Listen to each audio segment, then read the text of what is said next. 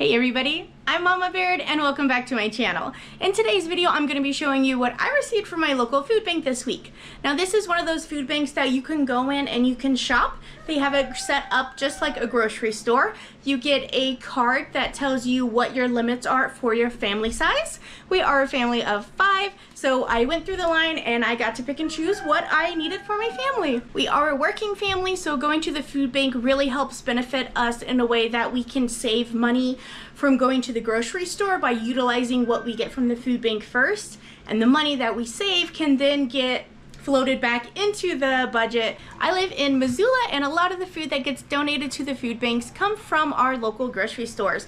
They have a really good system here where volunteers go and collect food from the stores that no longer are able to sell them because they're too close or past their expiration date. Now don't be afraid of expiration dates. They're not the you're gonna die by date. It just means that that food is of less quality the longer out you go from that date. So this is food that normally would have gotten thrown away. Instead, it's getting donated for the local community. Now, some people have like an image in their head of what a person who shops at a food bank looks like, and I'm telling you, everybody comes in all different shapes and sizes who go to the food bank, all different incomes as well. There's some people who are homeless and have absolutely zero income. There's some people who are living off of Social Security and EBTs, but it's still not enough, so they're there. And then there's working family like us who we make too much to meet the assistance quota, but we don't make enough to survive because of cost of living and inflation. So we go to the food bank to help with our grocery budget, to help make sure that the kids are getting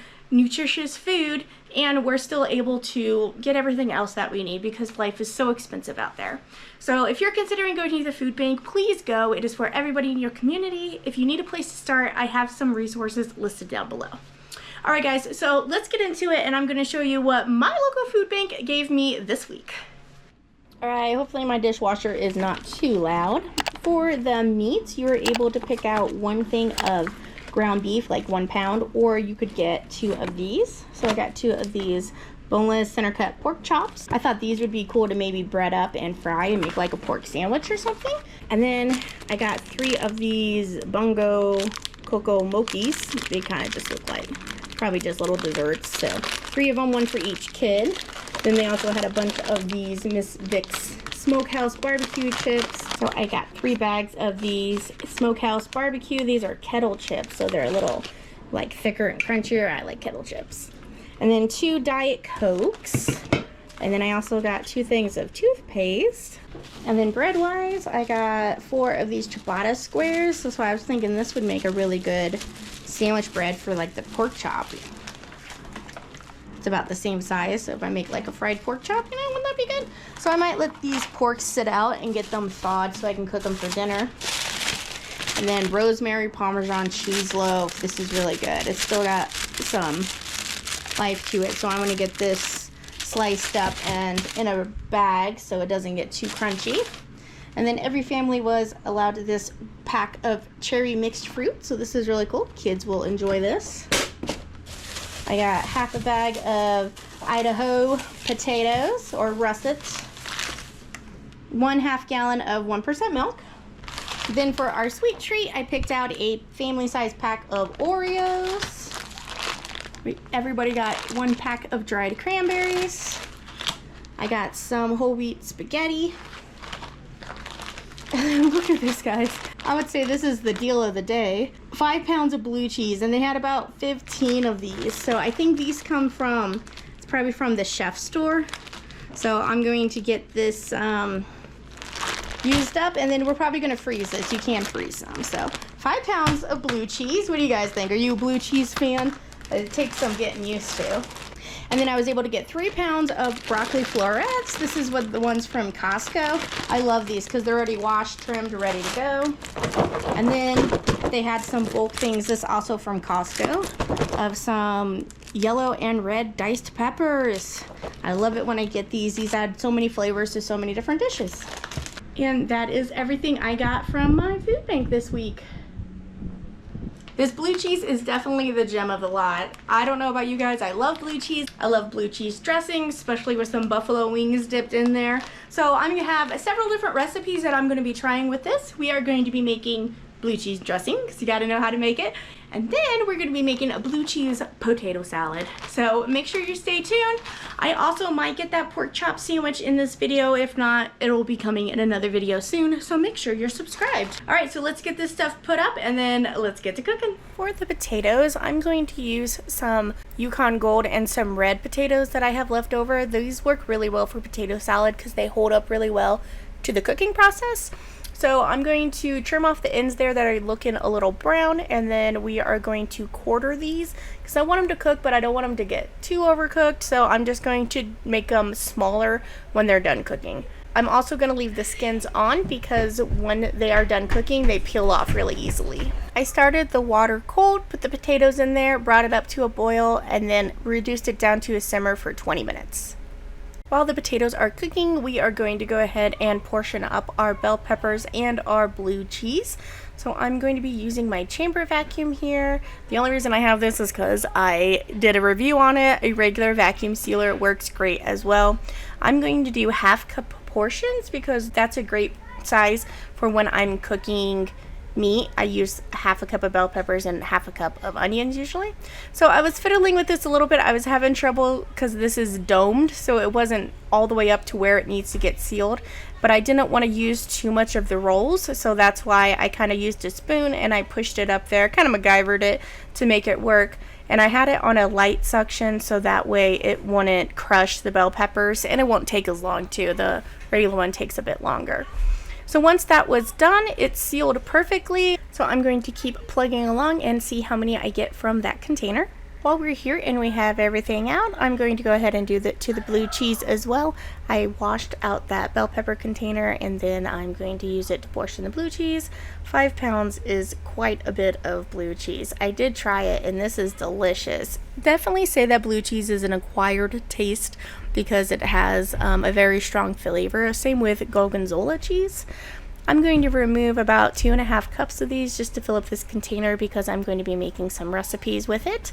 So now that that is removed, I'm going to go ahead and do the same thing. I'm going to use the same size bag because I'm doing half cup portions. Blue cheese is very strong, so I think having half a cup in a portion will be fine. This going in the freezer, I'll probably need to use it to for a cheese sauce or something when I'm done with it. Holy moly guys, we ended up with 21 half cup bags of blue cheese. This is going in the freezer. Cheese freezes really well, especially ones that are already crumbled, because when you put it in the freezer and you thaw it, it gets a little crumbly. So this is not a big deal at all. So I got 21 portions in the freezer. Plus I got some that I'm gonna need for my recipes. This is probably 2.5 cups. So that means that I ended up with 12 cups of blue cheese. That's a lot of blue cheese. So I did go through that whole roll of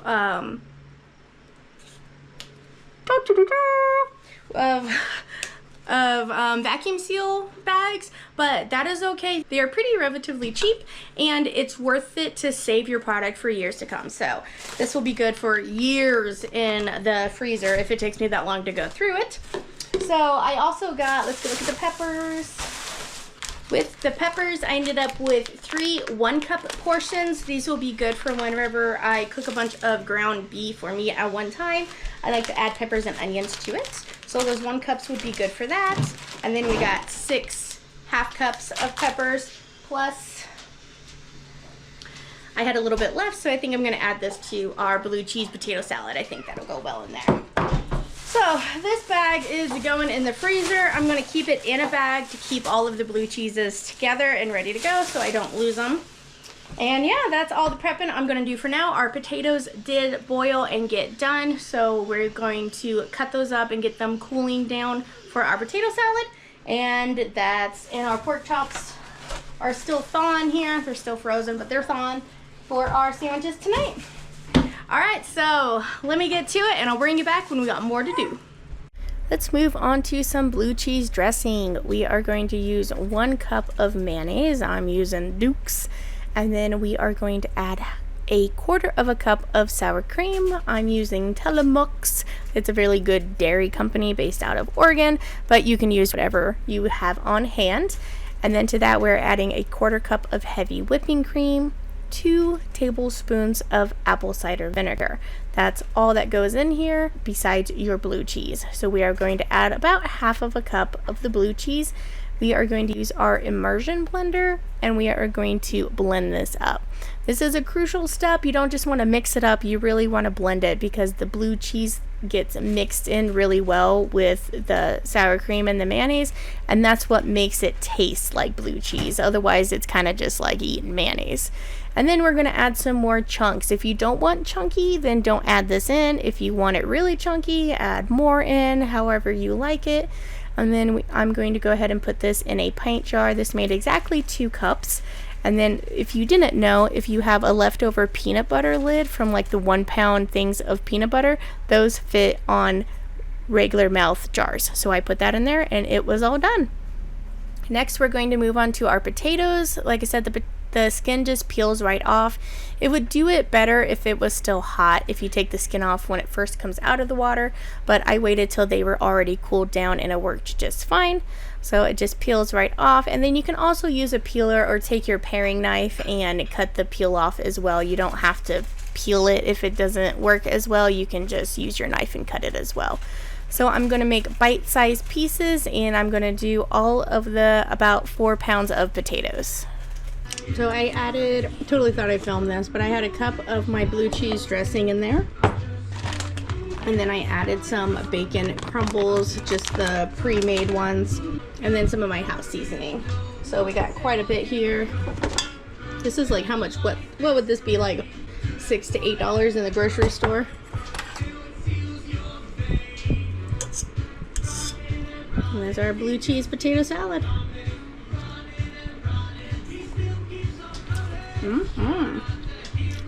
We got our recipe here for our no-bake Oreo pie. Betty Jam's going to be helping us.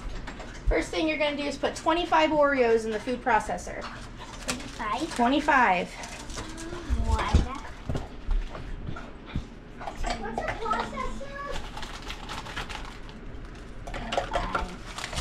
Got 25? Yeah. Alright, we're going to put the lid on. Where? Over there. Can I blend it? Yep, goes that way. And then you see how it kind of, this lid right here, it's got a lock in over here. So you push that, you hear it? Oh, it should be locked. Alright, now press low.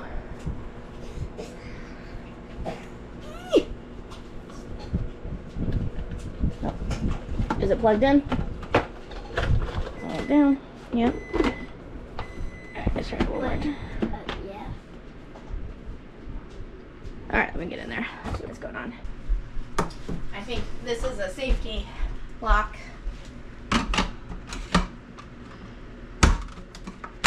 It is. Wait, did you lock it? Alright, now probably press low. Ah. Oh yeah. Hold on to it!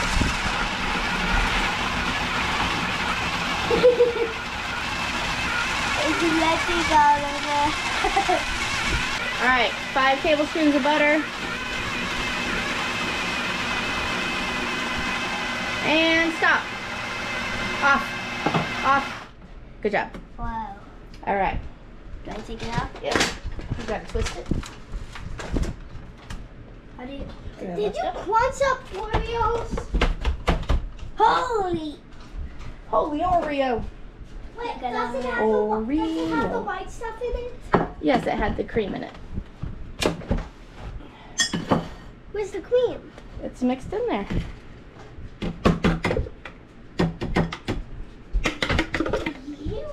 Oh, that smells so good. Can I have a piece? No, you cannot have a piece. Alright, now. There's the one piece that didn't get chopped off. Alright, now. I'm going to take this. And we're going to kind of make it flat against the bottom. Plus, you want to push it up against the side. Okay. So we'll just kind of go. I think you should do the side first. And get it all crunched up there. And then we'll flatten the bottom. And that's our first. So like just like the side? Yep, kind of push them up there. Yeah, there you go. Try to make it all one layer.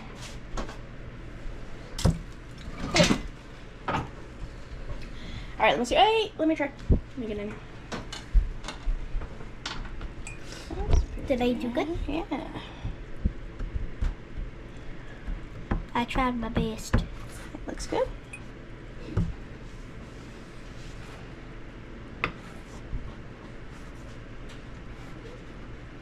Hey man. It's a good pie. Good crust. Oh, that nail feels so good. It does feel good. Alright. So how many minutes do we have to wait? Alright. Well, we're just gonna have that in there while we work on the filling. Do you know how to open that cream cheese? It just plopped down. Yeah. How do you open? Oh. I thought that's still easier. Let's see. Teamwork. There we go.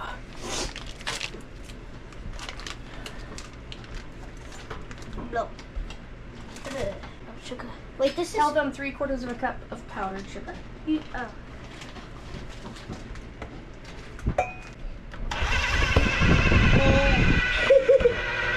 Look, it's coming. Huh?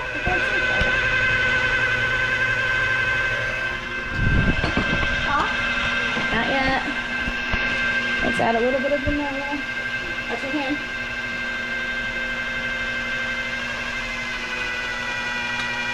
Mama, look, I see a thing. Yeah. Okay, stop. Take it off. I don't need the heavy whipping cream. I thought we did. There we go. Right here? Yeah. Alright, you gotta pull the blade out first. Ooh, that's frosting. Nope, I'm sorry. Yes, scraping one. We're gonna lift that up. Lift this up. Yep. No, baby.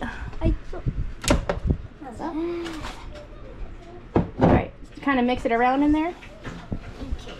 I got the mommy. If there's leftovers of the special, I can have it. Yeah. This, Alright. this really does. Put all that in there. Do I put this in with the thing on? All of it in there. Oh my god. Alright, crush those up. Like this? Yep.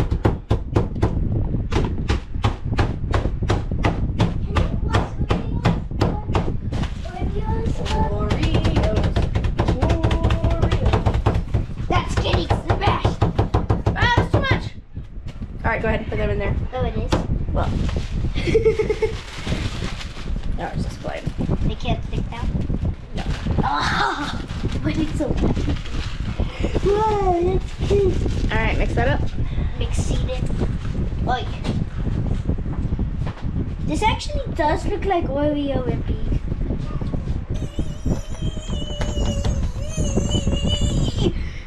Again. Alright, let's kind of fold it. No, no. I'm not good at doing that. It's alright, grab the crust out of the fridge. Oh. Scrape all this in here.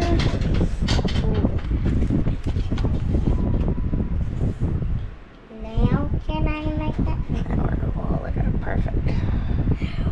Alright, now this goes in the fridge for a couple of hours and then we'll top it and get it ready. Oh, where's my lid?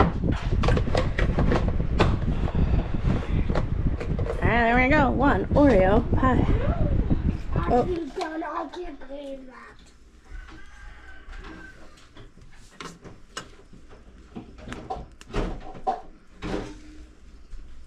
Is this the menu how to make it? The recipe. And no, that's for my potato salad. Can I try?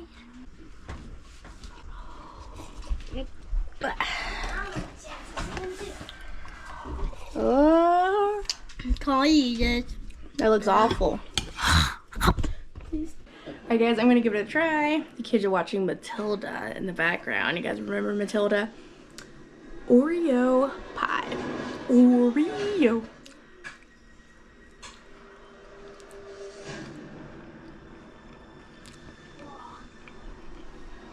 Mmm. Kids are gonna love this. Well, everybody, I'm gonna go sit with the kids and finish watching Matilda. Thanks for coming along, seeing what I got at my local food bank. Thank you so much for watching. I'll catch you next time on Mama Baird's.